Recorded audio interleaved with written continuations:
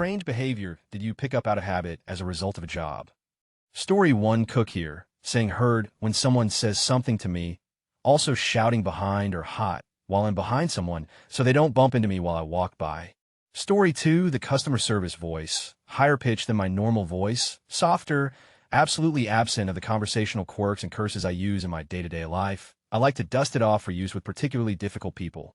Story 3, it wasn't a job, but I used to be a junior volunteer firefighter. We have these alarms on our SCBA gear that will go off if you stop moving for 30 seconds in order to alert everyone in a building there is a downed firefighter. We used to have to stand around a lot during training, so these things would go off all the time and were really hard to turn off with gloves on.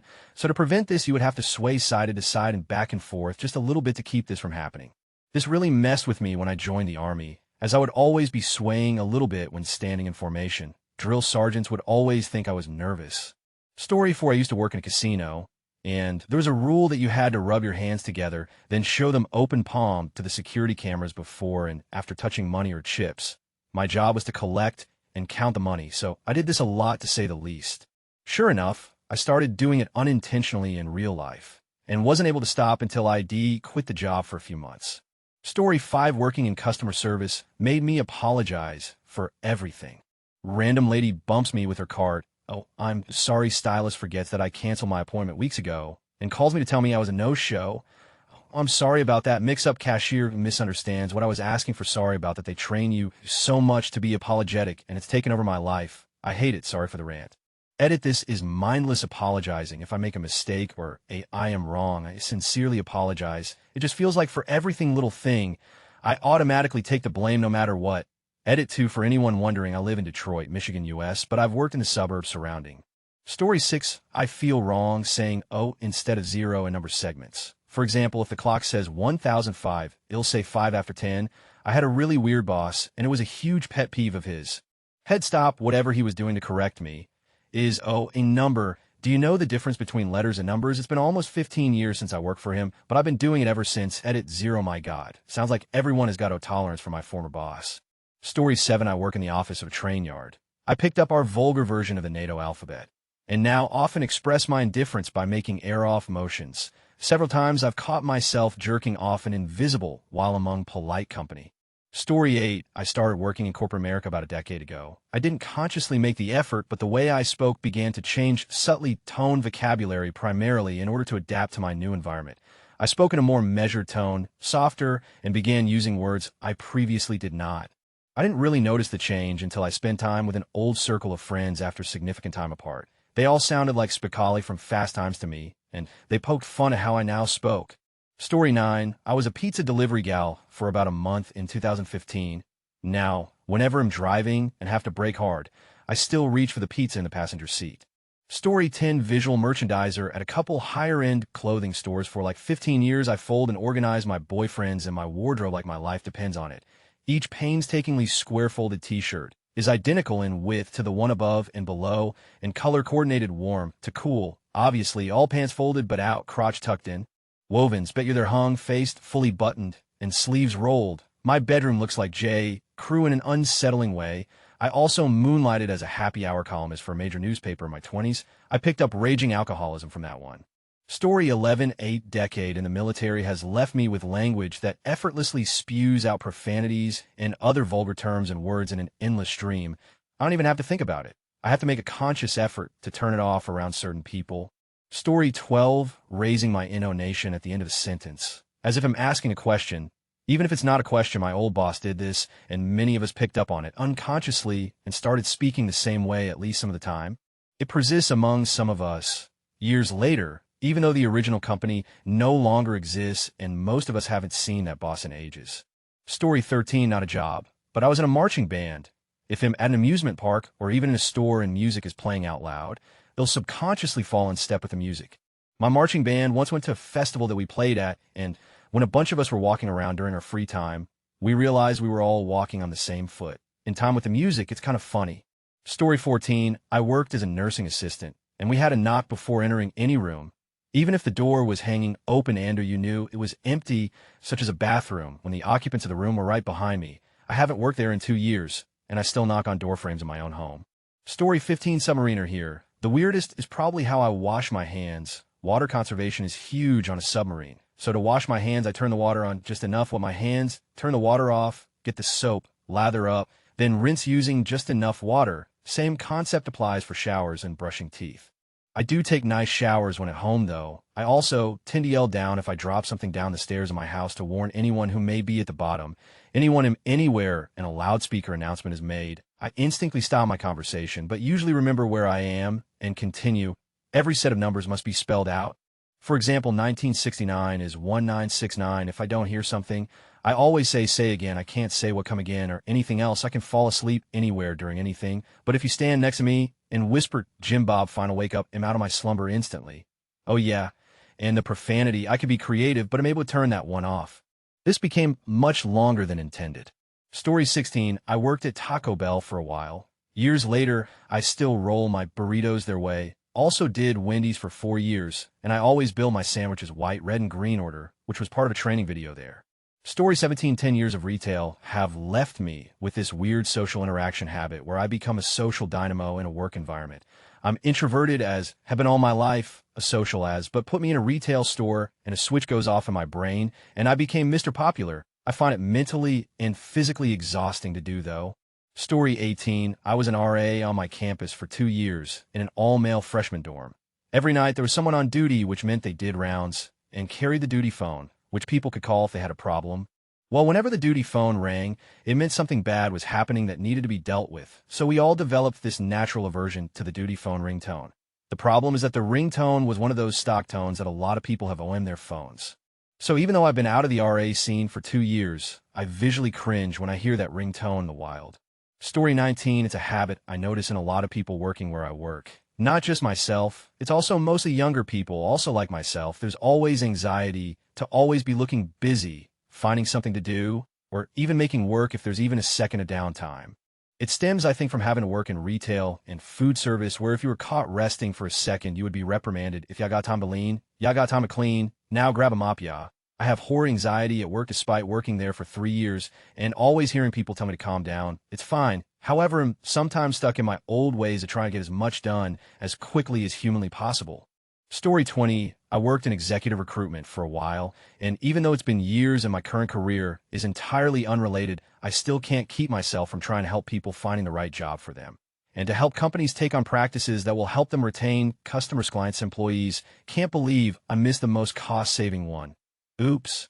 I have to actively remind myself to just walk away when there are comments about people who never catch a break. Because as much as I want to share with them things they can do, those complaining are not interested in hearing those things. I imagine it feels like I'm saying they didn't try hard enough. So I do my best to avoid commenting.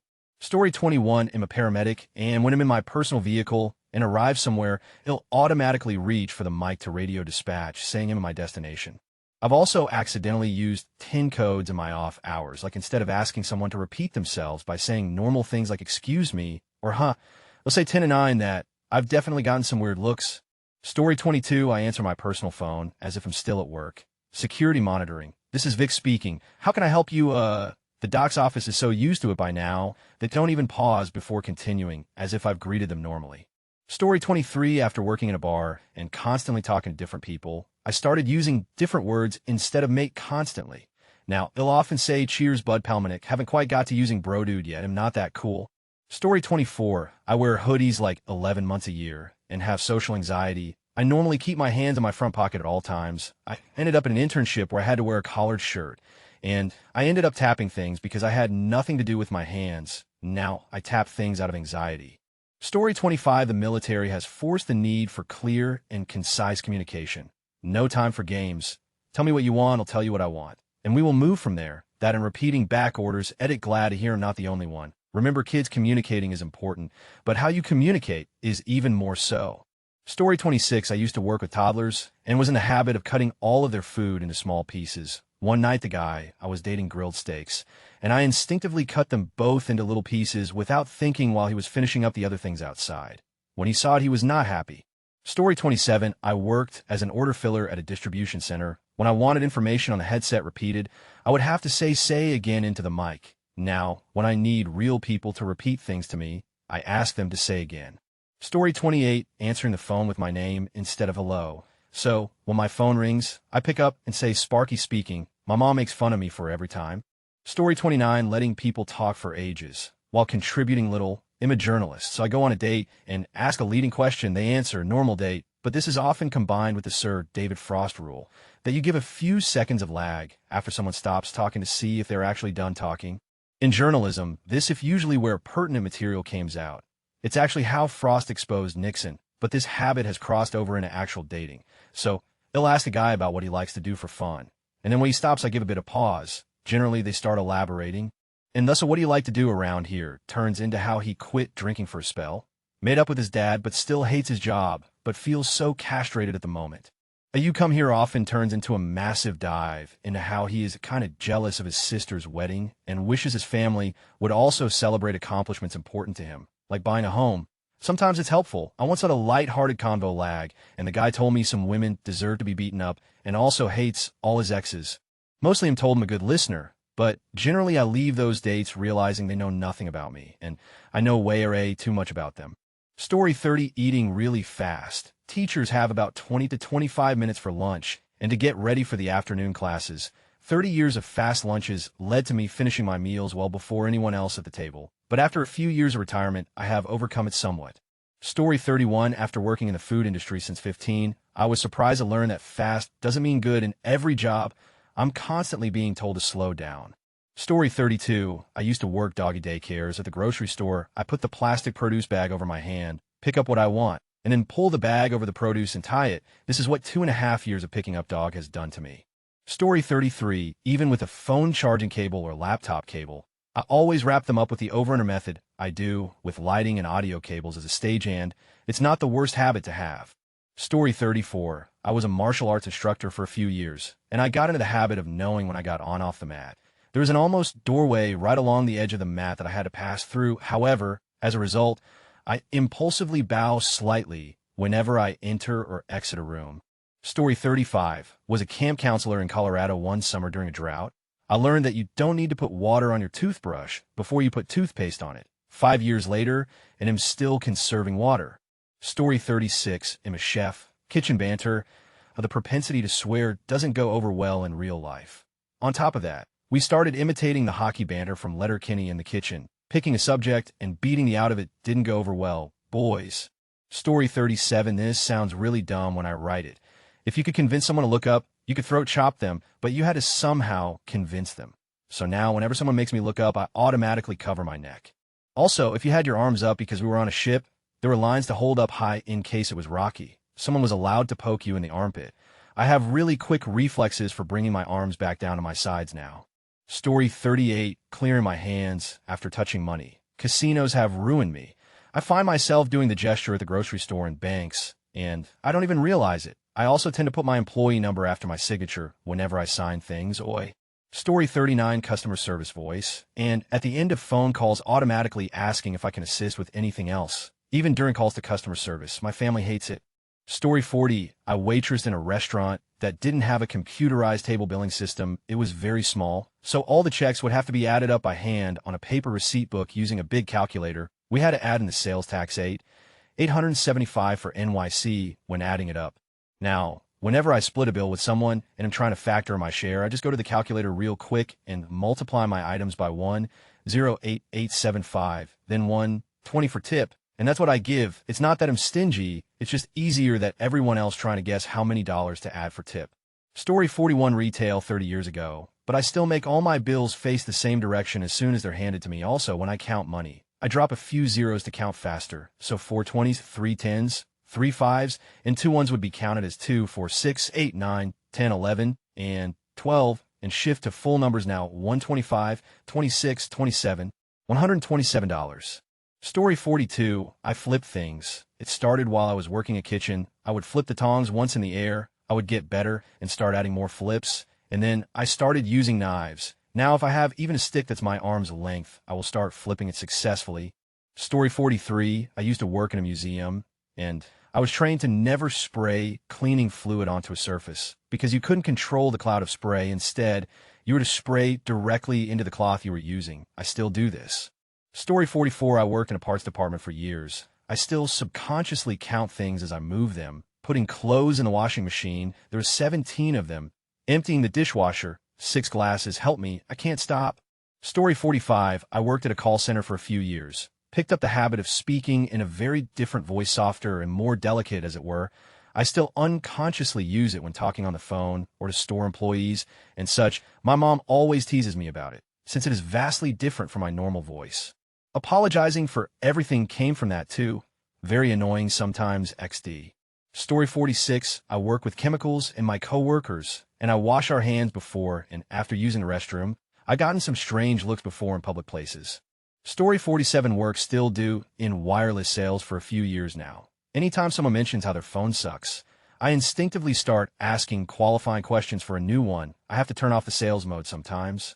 Story 48, I draw my fives in such a way that they take up as much time as possible. I used to work in a factory where peaches were canned, and one of my jobs was a data collector. Every hour, I'd go from belt to belt, picking up a test fruit on each one, then bringing them back to this little office where I'd count how many full pits and pit fragments got through. If too many were getting through, one of the machines was broken or someone wasn't doing their job correctly, and the problem would have to be fixed. The thing is, doing this took about 10 minutes tops. After that, I'd have to fill out the hour doing other things like cleaning behind the machines or helping with picking fruit off the belt, among other things, not stuff I'd want to do, you understand? As a result, when I was writing up my paperwork, I'd write my numbers as slowly as possible to stretch out my time in the office. And I found that if I drew the number 5 in 2 pieces bottom bit first, then the line on top, I could draw out the paperwork by a few milliseconds. Ever since then, that's how I've drawn my 5s. Story 49, saying stupid office jargon like touch base. I haven't worked that job in a while, but I still sometimes catch myself trying to say it, which sucks because I hate that I picked up that habit to begin with. Story 50, I used to work as a banker at a card room casino in California. I was the individual who sat next to the dealer holding on to all the chips. My job is to ensure the game is playing properly, paying properly, betting properly, and making sure the dealer deals and pays as should. Anyways, every time we touched the chips on the table, we needed to clear our hands for the cameras above the tables. Essentially, you grab some chips to move, you turn your palms facing up then down to show that you don't have any chips in your hand. After 4 months, I began to clear my hands after touching everything. It became a really annoying habit. I was fired for accepting a tip. Bankers are the only ones unable to accept tip. I failed to realize that a customer buying you a burger for lunch counted as a tip. All good and gravy. Story 51, working with securities traders taught me to say 15 as 1515 and 50 as 550. Useful for clarity, but sometimes confuses people. Story 52, I work at a movie theater and I tier tickets and direct people to their theater. I always tell them enjoy your movie. I've caught myself a handful of times telling my family to enjoy their movie after I do something with them. It's weird. Story 53, I'm a nurse, so I can think of a few. The one that stands out most of mine is my obsession with hand hygiene. I can't tell if I'm just over the top or if every other non-nurse I know just has shockingly bad hand hygiene. Another one is how I automatically look at people's veins if they're wearing short sleeves. Was at the checkout, doing my weekly shop, and the guy serving me had the juiciest veins I've ever seen in my life. And I said this out loud to him without thinking. Think I might have freaked him out a bit. Story 54, saying have a good day to anyone that leaves my presence. Like if we were involved in a convo, you said hi to me, or I know you, it's just a thing. Gets out of hand when I say it to strangers in the mall, though. Story 55, I work at a restaurant that requires us to be open 5 to 15 minutes past the closing time. If we close at 9 p.m. and you came in at 9:15, we still had to serve you even though the back of house and the servers were running all over the place, cleaning to get home ASAP. So now I refuse to go to any food place if it's less than an hour till closing. Story 56, years of doing various levels of tech support have made it impossible for someone to explain an issue to without me repeating it back to them to gain agreement on the issue. The rest of my family are teachers, so this is really amusing to them. Story 57, we use hand signals a lot where I work, since you can't hear over machines at like 100 decibels and earplugs. Now, when I talk to people, it'll randomly use our gestures like I'd use fingers and a right side slash for like 415 if someone asks me the time, or I'd describe someone using hand motions and point their direction. I look like I'm having a stroke sometimes. Story 58, I'm the lead hand at a plastic bag factory, so I find myself scrutinizing all plastic bags that I come across. Seals look good, print is centered, registration is off a smidge, microdots on the print look clean, was a 6-color print with a zip header. We can make this, dude, we're here to get spaghetti. Put the bag down and get the box. Story 59, archaeologist here, checking the weather twice, once at evenings for the next day, once after walking up just to see if predictions hold up. Frankly, I'm baffled by anybody that won't check the weather before leaving the house. I'm even more baffled by the number of people that don't do it. Story 60, I worked for an e-commerce company, and on our side of the building, everyone, including the chicks, would try to burp the loudest. Now that I'm at a different job, I catch myself burping unnecessarily at times. Story 61, I work in a prison, so yeah, I've got a few good ones. Always sitting with my back to a wall where I can see entrances and exits. Actually telling people to back up when they get in my personal space, and last, but not least, never letting people get behind me where I can't see them. Story 62, because I've done waitressing before, I now always try stacking plates, clearing my table of rubbish and taking my plates back to the counter when I eat out so that I save the waiters the hassle of having to clear as many tables. Story 63, worked in trucking for a while, and then later got a job with specific mileage reimbursement. I have a useless ability to know the precise distance between destinations in my city and between cities in my state. I automatically check the odometer first thing in the morning and when I get out of the car at the end of the day. Story 64, when I go to movies, I keep saying enjoy the show, and I instinctively say to the person on door theater number, insert theater number here on your insert, left or right. Story 65, I've causally asked people, hey, you doing okay today? Anything I could do to help you out at the grocery store, then realize I'm stupid and don't even work at a grocery store. Story 66, not me, but a friend of mine used to be a bus driver. We driving around in his person car, and he instinctively pulls into the bus stop. Took him about 1 minute to realize what he was doing. Story 67, locking my computer every time I get up and walk away from my desk. I had a job where that was a policy, and you'd get a corrective action disciplinary report for not doing it. I haven't worked there in years, but I still instinctively do it every time, even when I'm home alone. Story 68, I can memorize phone numbers almost perfectly after working dispatching for a year. Also, I always put any bills I'm carrying in sequential order, with smallest at the front and all facing forward, and heads up from years of fast food. Story 69, ex-Coast Guard radio operator. I quite often, nearly always, actually say again when I don't understand what somebody says. Also Roger when I've understood what somebody has said. My best friend's name is Roger, so that quite often causes slight confusion. Story 70, as a daycare worker, when my friends come out of the bathroom in my house, sometimes my brain switches to autopilot, and I ask, did you wash your hands? Story 71, paramedic. If I'm riding shotgun, I will inform whoever is driving if my side of the intersection is clear. Super helpful when running in lights and sirens. Weird when you and your boyfriend are popping to the shops to get some milk. Story 72, previously barback and security at a lounge. Currently at day job at an office, I have to keep track of everything going on around me from so much time trying to gauge groups, how much they've drunk, if any of them have had too much or are angry confrontational, etc. I find it very difficult to do computer work and listen to music or a podcast at the same time. The sooner everything is clean, the sooner I get to go home. I feel compelled to clean everything in the office kitchen, all of it. It's not part of my responsibilities, but I find cleaning relaxing and a good way to break up a work day. Story 73, working as in the food service industry made me incredibly judgmental. It's something that I have to consciously dial back, but working in that industry will alter your perception and make you incredibly judgmentalist if you aren't careful. Story 74, smiling at strangers. I tend to do this anyway, just because it's a nice thing to do, but a retail smile is a different type of smile. It's a please be nice to me, I'm just doing my job smile. Story 75, let me look real quick to see if I have a gap.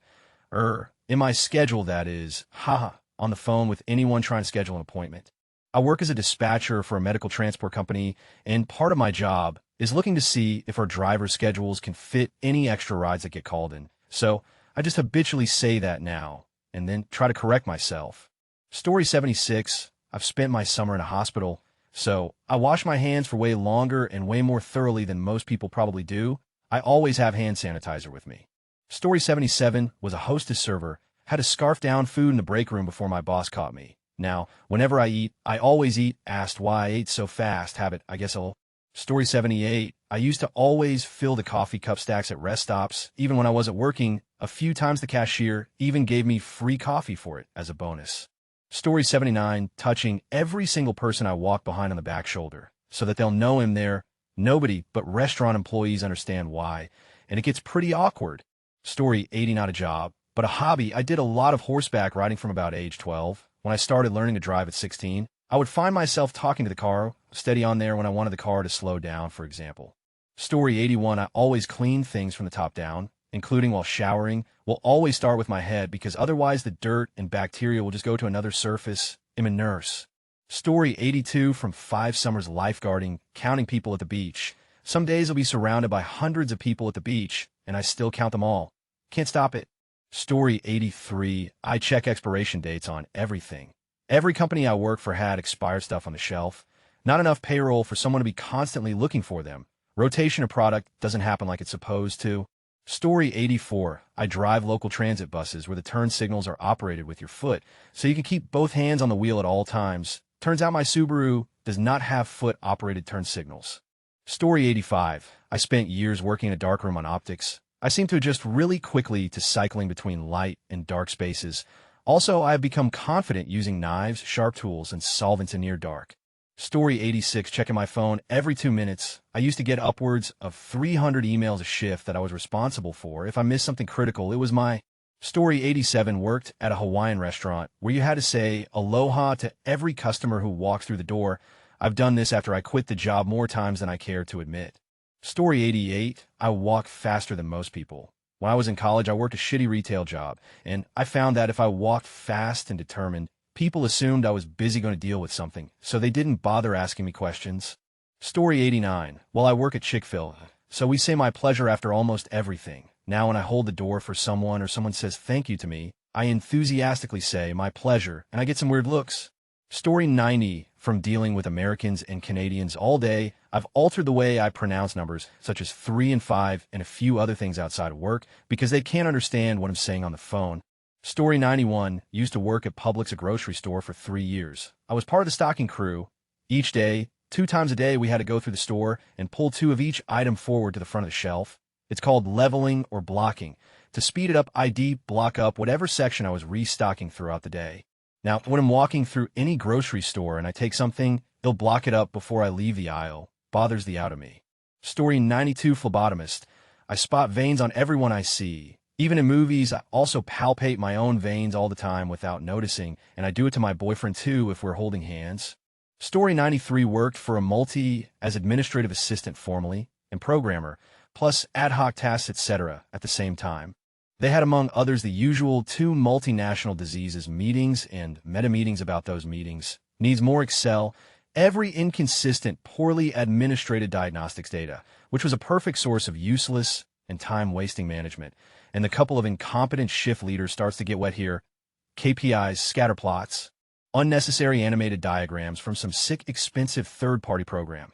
You name it, after a few months, a massive part of my salary went to beers after work, tons of tobacco, and inefficiently smoked pot, just to keep things together. Of course, that screamed for some system to keep track of those, and avoid being broke by the 15th of the month.